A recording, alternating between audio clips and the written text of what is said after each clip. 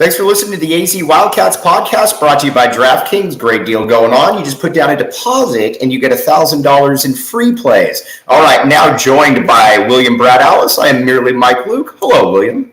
Hello, Michael. How are you doing out there in Tucson? I'm hanging out in Los Angeles right now. Are you still in LA? I am still in LA right now. It's hot. It's about 80 degrees right here right now. So you know what? I am not going to complain whatsoever. I was trying to pull my Mike Luke, and I did this PA announcing for my son's Little League is hosting a state tournament. And the first game started at 8. It was about 90. Game was over in about an hour and a half. Right. Team got run ruled. Congratulations, West Flagstaff. The second game then started at 11. It went 3 hours and 20 minutes. Oh, wow. It was hot. I was under shade. I was drinking water. It was hot. Yeah. So Then to make that matters worse, I played hockey last night, and the fan that hits one side of the rink out. So I think I lost 5 pounds last night just from sweat. I'm doing good, and I'm going to be envious of you being in LA with Uncle Kev and Ben White and the gang. Uncle Kev says hi to everybody out there. So, all right, let's get down to it. Omar, James, Christopher, Tia, all of you that's already commented, you are awesome. Okay, now, Kylan Boswell announced last Thursday that he was going to reclassify, and that's kind of sent reverberations through some of the preseason rankings right now because, you know, you look at it and Arizona's gone from being somewhere in that 20 range to about 15. What do you expect out of Boswell next year, Brad? I think that's the $1 million question. Right. I know Boswell and his dad have said they want to come in, they want to get their feet wet, get used to the college game, play 10 to 15 minutes.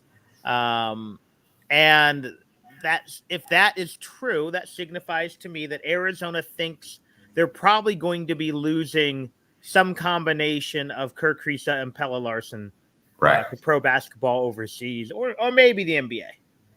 Because we already know they're going to lose the kid from Texas. Boswell's not coming to Arizona to get his feet wet. If that is all it is, he'll be fine with it. Right. In the back of his mind, Boswell wants to come in, win the job, show that he's more athletic than anyone believes, and go to the pros. Right. You can't blame the kid.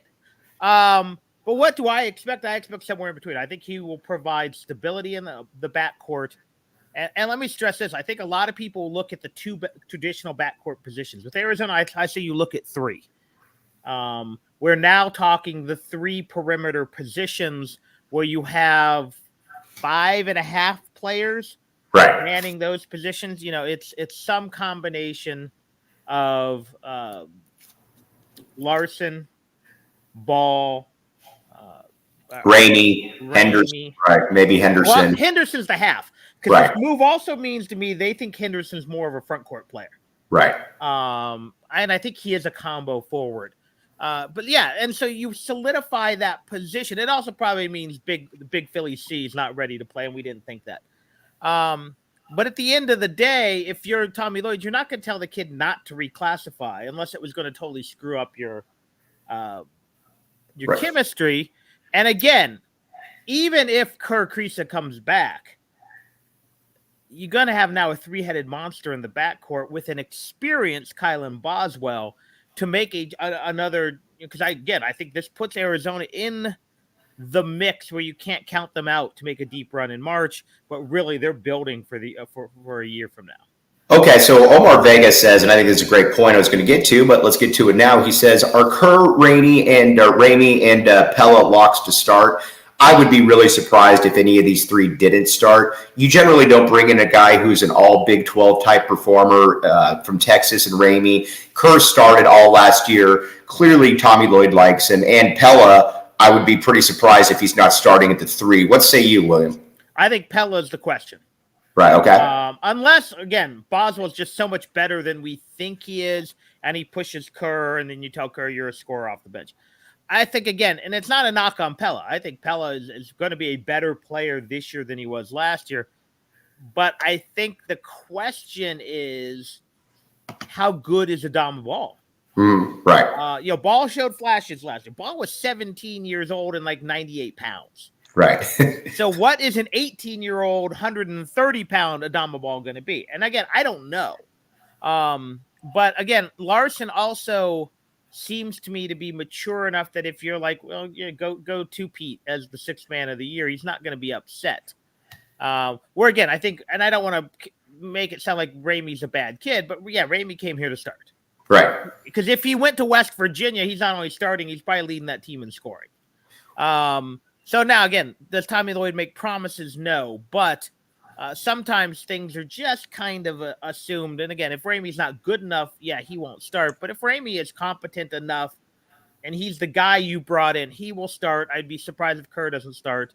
And then again, I think it's a toss-up between Larson and Bal. And again, that's more incumbent on how much better Bal is, because Pella Larson, while I think he's better, is a fully formed player. Adama Bal is not. Right. You know what's interesting to me about Boswell, looking at him, and again, he's very good. I expect him to play in the NBA. So people don't take this the wrong way. But when I look at the top shelf level point guards that have come in here, and generally, or point guard / 2 guards, I think of guys like Mike Bibby. I think of a guy like a Jared Bayless, players like that. Again, now Mike Bibby's a top 5 player. There's a big difference between that and but when I watch Boswell, I see more solid than great. With Bayless and Bibby, you could just tell coming in that these dudes were totally different. Again, Boswell is very good, but I think people maybe need to be just cautionary a little bit here that I don't know that he's going to come in and make that kind of impact, Brad. Yeah, and the thing you also have to remember is, again, he watching video, and I'm going on video and scouting reports. I've never seen the kid play live.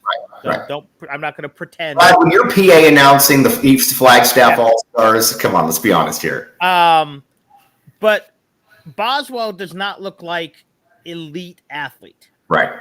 Now, he's a very good athlete. He's not Drew Lavender, athlete. Right. But when you're Dallin Terry and you're an elite athlete, you can average 8 and 7 and still get drafted in the first round. Right. If you're Kylan Boswell and he is athletically what I think he is, you have to show it.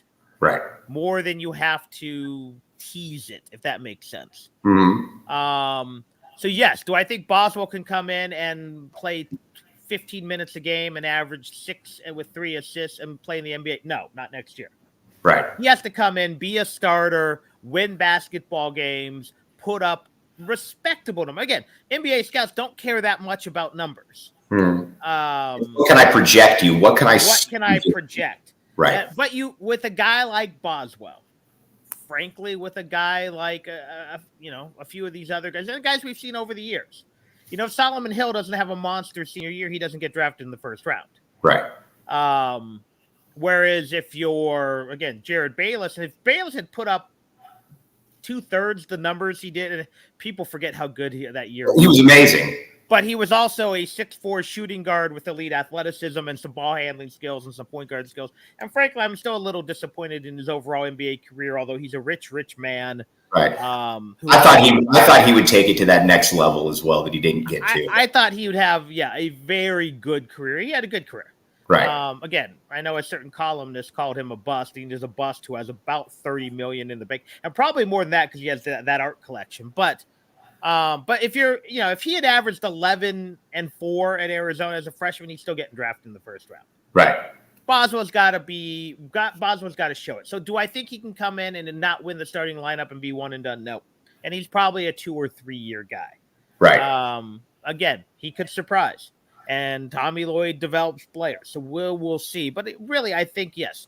I think what he and his family say is what's going to happen. They want to get him ready for the next year when this could be a monster Arizona team. This is a team that is, again, adding Lewis, could be adding the two other, Tommy Evans, Cody Williams. Yeah, they're still in play, as are, mystery Euros. You're going to have a year older Vesser. You could have a fifth year. Was it be fifth year for Tabelis? I can't even remember now. COVID. It'd be his fourth year, yeah, but still. Fourth year, but, it could be a special team. And right. after this year can't be a very good team. So that's what I think. But you're telling me if he wins the starting job and goes 12-6 with 2 turnovers per game and he can jump, he's going to jump. Right. So I think a lot is up in the air and in play, but there's a lot going on with the team, and I think again this just benefits a team where we had questions. You've asked me a few times. You've asked Matt Muehlbach, can Kirk Kriisa take you to a Final Four? Now you have an insurance policy. Right. I think Christopher Burnett also hits the nail on the head because obviously, you don't know, Kylan Boswell is also recovering from a little bit of an injury that he had. And if you can get him into college, he can just get better training than he can at Compass Prep. He can get better rehabilitation. So, that's certainly an advantage to that as well. I do agree with you. And I've been remiss in bringing this up. And Omar Vega said, who has the best opportunity to be the sixth man?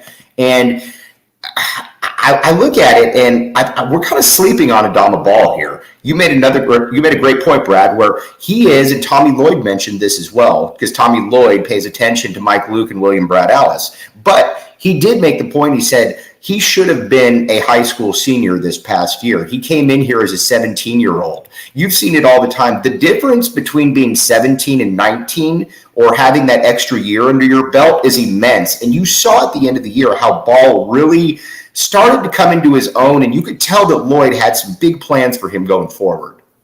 I think there's several things we have to remember, and the leap from 17 to 19, you're right, is huge. Just as really the leap from 18 to 21. Right. I'm not sure if you were in the weight room at that age. No. But I barely was, but there's a leap in strength, and you see it when these grad transfers come in. Right. Justin Kier was just stronger than most of the guys on the Arizona team. And right. That made, you look. And again, we also have to remember kids develop at different rates. And Bal looked like a skinny little kid last year. Right. Right. Really talented, but a skinny little kid. And again, we don't know. He may always be skinny. Right. But he also had those flashes, and he's wildly athletic. And you have to assume, having been in a de facto pro system since he was 12 or 13 with that Paris team he was on, that he's gotten good coaching and development. So again, yeah, I'm not sleeping on him because frankly, until they got Ramey, I just penciled him in at the 3. Right. And I'm still not convinced he's not the 3 and Larson's not the 6th man. But if Bal's the 6th man, great. But either way, he's in the rotation, and I think he's an important player.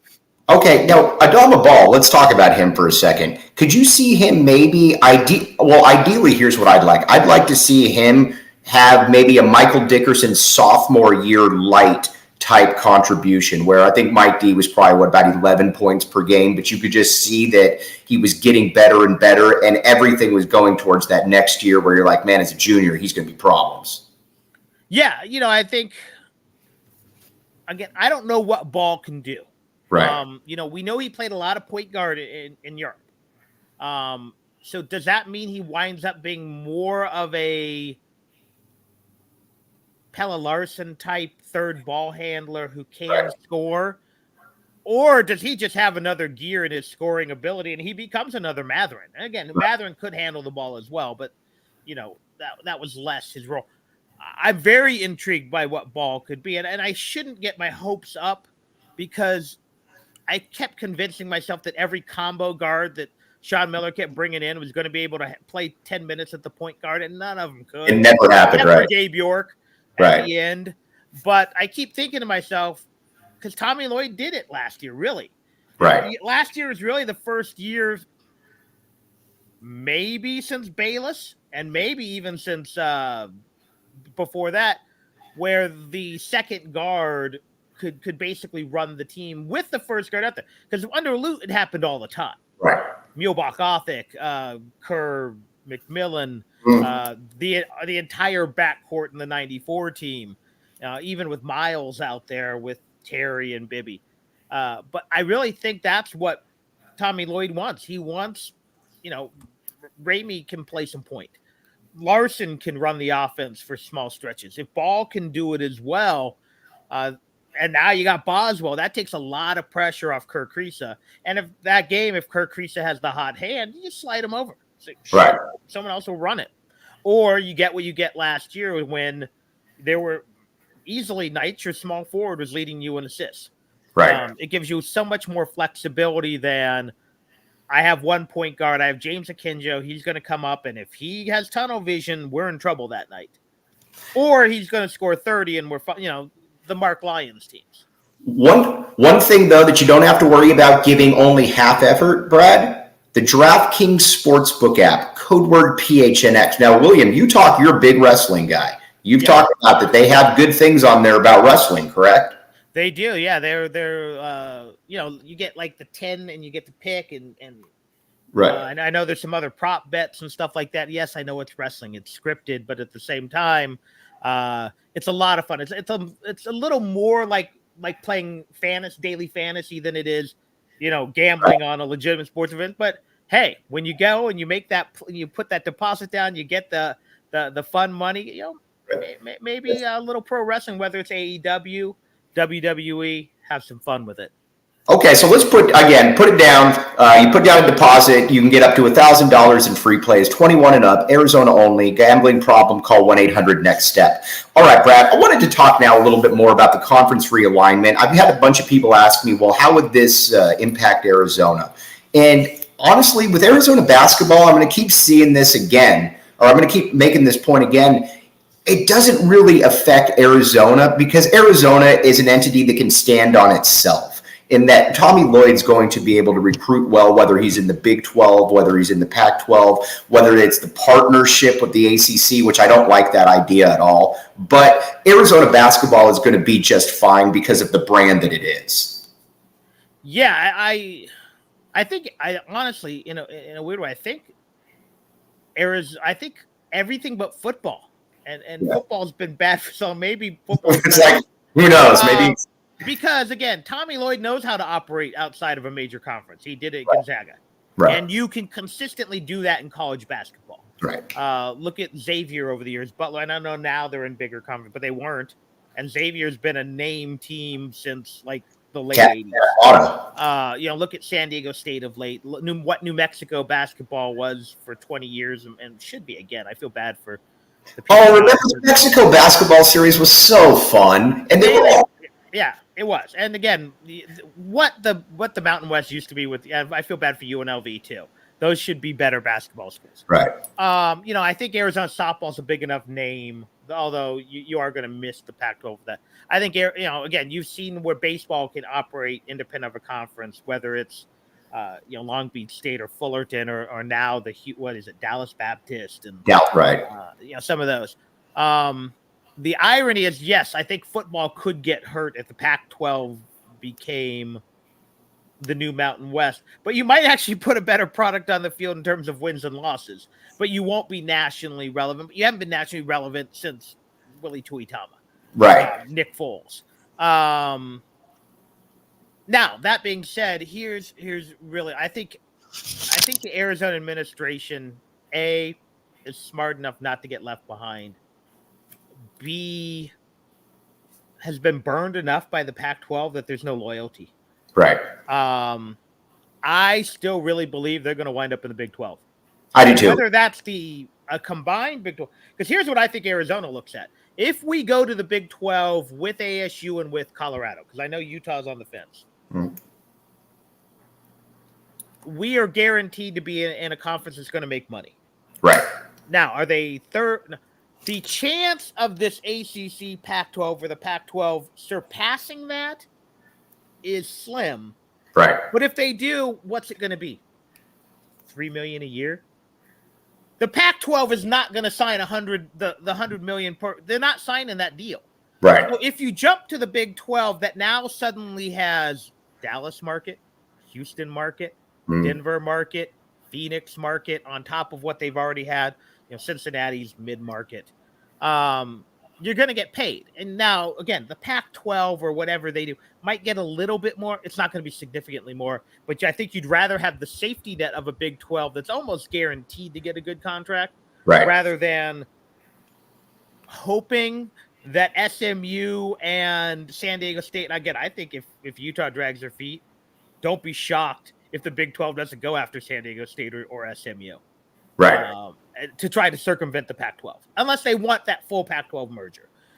So yeah, my belief is the odds of Arizona being in some weird Pac-12 only or Pac-12 ACC hybrid is slim. I think the two most logical conclusions are Arizona's in the Big 12 or the Big 12 and Pac-12 full merge. And whether that means, and I don't know what that looks like, but I don't think Arizona is going to twiddle their thumbs and wait and hope the Pac-12 can salvage this, because they really can't.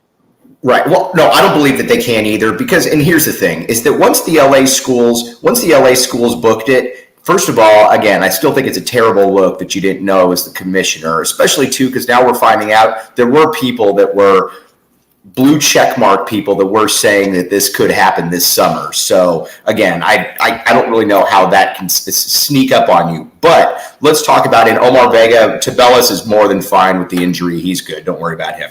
But let's talk about the Big 12 with football. So you've got Baylor right now outside of Texas and Oklahoma. Baylor's been the big dog now. You look in the last 10 years, they've had 4 top 10 finishes with 3 different coaches there, William. I would not have guessed 3 coaches, but yes, I knew it was multiple coaches. Art Briles, Matt Rule, and Dave Aranda right now. So Baylor has actually become a pretty consistent football entity. Oklahoma State's always going to be fringe, top 25-ish. Mike Gundy's obviously a really good coach. Then Cincinnati's going to be joining the conference. Cincinnati, it'll be interesting to see what they do with the step up, but they've become a really good program as well. I don't know, is the top end of the Big 12 any worse than the top end of the now Pac-10 when it comes to football, William? I would say if you take out USC and UCLA, I think it's on par. Again, you're lacking blue blood notoriety. For sure. Because in reality, if you're talking Baylor, you're talking Oklahoma State, which is a model of consistency. Right. You're counting on this new version of Cincinnati. I think I would take Oregon and Washington's history over that. Mm-hmm. But it's still a very good conference. And what I find very interesting, I'm very curious to see what the new Big 12 does for Houston. Right. Just as I find 2 other schools, and it's fascinating if they wind up in a big conference. Could Houston be the sleeping giant? Is that what you're getting at a little bit? Yeah. I agree. Because they've been very good of late in football. Right. How many 10-win seasons with different head coaches? Right. They've been very good in basketball with, again, head coaches. They're a historically great basketball school with one guy. Mm-hmm. And they're a huge market with a huge recruiting base. Right. And secondly, I also wonder, what would this do, a major conference, whether it's the Pac-12, the Big 12, to San Diego State and to SMU? Because there was once a time when I was a kid, when Mike Luke was probably an infant, when SMU was a national power. Now, they were paying players like crazy. Who cares? They were still a national power. They were in the Southwest Conference. We've seen them have success in basketball. If you look at what San Diego State has done of late with 10-win, they have some 7-10-win seasons last 10-win season, and they've won, I believe, in the last 3 years, 34 games, 33 games. And again, we've seen their basketball program. Right. If you're suddenly the only Southern California school playing other Western schools, right on the West Coast. right You can't recruit a little bit better. right You're telling me you're not going to grab some kids from Texas who want to go play if they're in the Big 12, right to go play in San Diego? If you're suddenly SMU and you're in Dallas and there's a transition upheaval with TCU, you can't grab some of you can't elevate. So I think it's all very fascinating what could end up. But if, again, I saw something today where if you end up grabbing San Diego State, ASU, Arizona, Colorado, on top of what you've already added in the new Big 12. right 10 of the top 30 TV markets. Wow. Which is, let me ask you this. How much do you think, I know that I know that ASU is in the Phoenix market. How much does ASU resonate in the Phoenix market? I really believe, in reading a lot of the national TV guys, that these leagues are looking at Arizona and ASU as the Phoenix market. Right. Because of Arizona's, frankly, more passionate fan base in that market. Right. And the other thing that they're looking at is streaming numbers. And Arizona does very well with streaming numbers. Right. Because, again, when you have a softball team like Arizona's had, when you've had Adia Barnes' emergence, and are they trivial in terms of football TV? Yes. But when you're trying to create additional revenue streams through streaming, through networks, and again, one thing I saw was maybe the Big 12 and Pac-12 form one network. Makes sense. Again, Arizona becomes a much stronger player there. When Arizona's graduates in the Phoenix area are much more loyal to Arizona than ASU right now. And all ASU has to do is start winning, and that whole dynamic changes.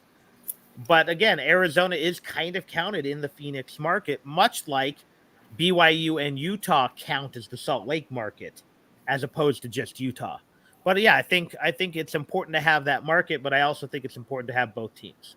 Let's talk a little bit of Arizona football, and before we sign off here, let's talk a little bit of the quarterback passing game situation. Brad, I can't believe that I'm going to say this, but on paper, is this possibly the best passing game setup, just from a talent perspective, that Arizona has walked into in, say, the last decade? The only reason I ask that, and again, we all remember the Khalil Tate highs, but you're going in now with a reigning Pac-12 freshman of the year in Jaden DeLaura, but you're also going to have maybe the best receiving core in recent school history, where you're going to have a Jacob Cowing, you're going to have a Tatora McMillan, you're going to have a Singer, you're going to have a Kean Burnett. You go on and on across the line. There's a lot right there to really like there, Brad.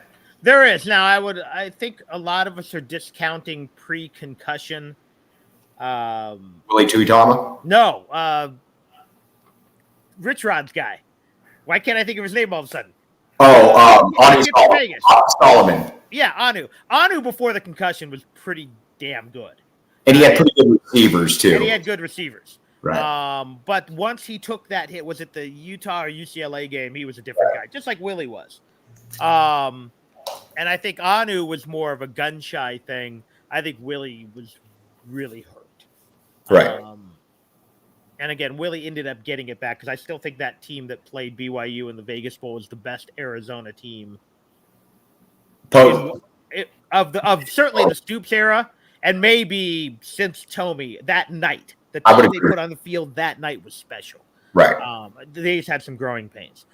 But yes, I think if DeLaura is the same guy he was at Washington State or a little bit better, and the line can block for him and they get enough out of the ring, and then yes, I think this can be a dynamic passing game. Again, I still have questions about the play calling ability of Jedd Fisch. Well, I'm also not writing him off. I just want to see what he looks like with more competent players to play with.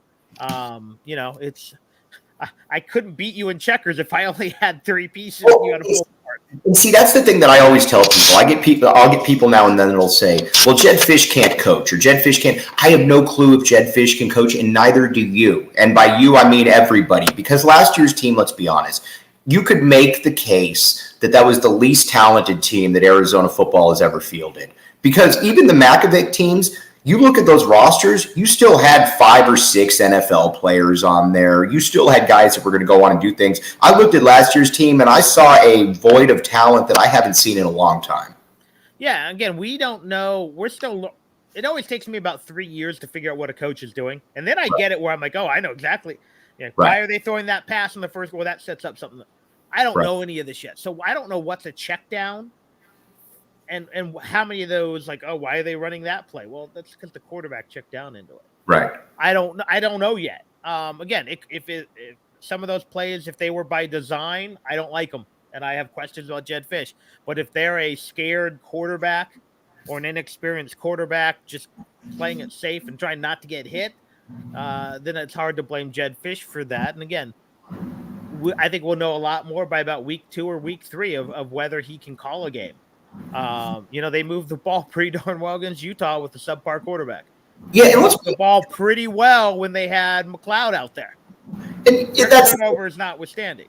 And that's the thing, Brad. Let's be honest here. When I watched Gunnar Cruz and Will Plummer, they were two different problems, but they were problematic either way. Gunnar Cruz, I think, it's fair to say, is skittish. Gunnar Cruz is looking to get the 2-yard pass immediately, or he's looking to chuck it 90 yards out of bounds. Now, he's not going to turn it over. Will Plummer isn't skittish per se, but it looks like the game moves a little too fast for him at times. Whereas Delora, by all accounts, and again, this is just me looking at highlights of the one Washington State game, gets the ball out quickly.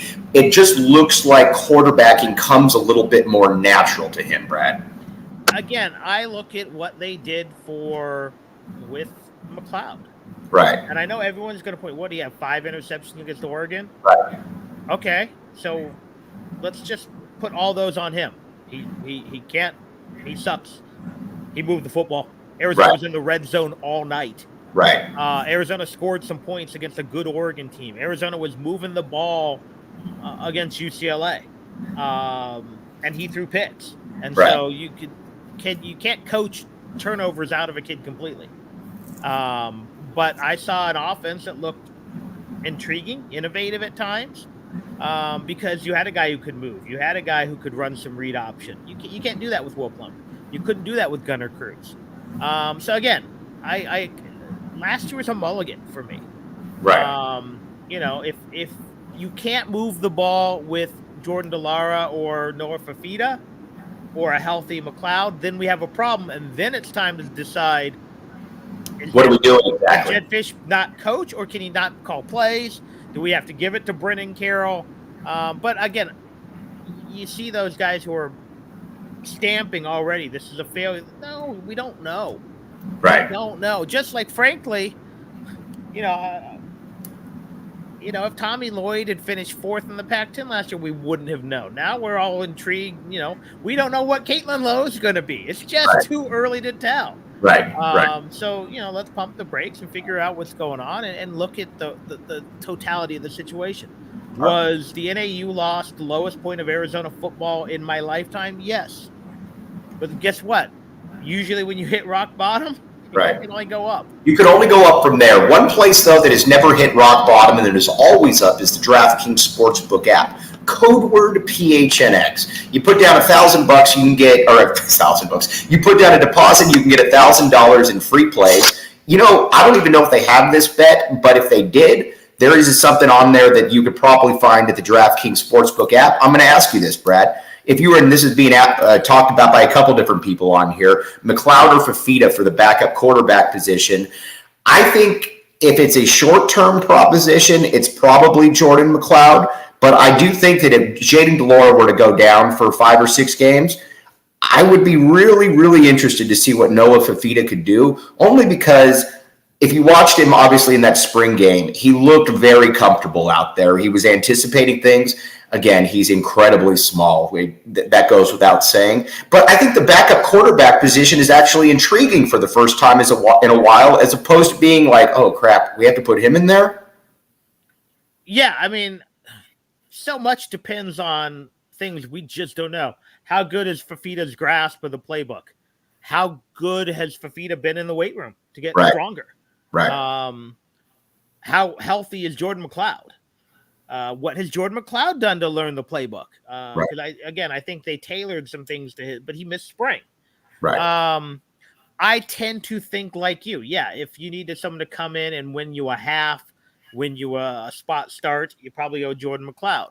I think if in week 4 Week 3, Delora goes down, and you're looking at the long-term development of the program. I think they turn the reins over to Fafita, assuming he's ready. All right, Brad, before we sign off here, what do you got going on? We know that you got the Flagstaff All-Stars announcing gig, but what else you got going on? No, well, we'll see if I go back out. That heat stroke that almost got me, but no, it was volunteering for that. Going to have a couple podcasts this week. We only had one last week, but we're back recording now that I have a quieter home. The kids are at camp. So yeah, just plugging away. We'll jump in with you from time to time and be tweeting out a lot. Right. Okay. Follow him at WSR Brad. Everybody out there, really appreciate all of you hopping on, all of your comments. Everything is greatly appreciated. We'll be back with you tomorrow. You have been listening to the AZ Wildcats podcast.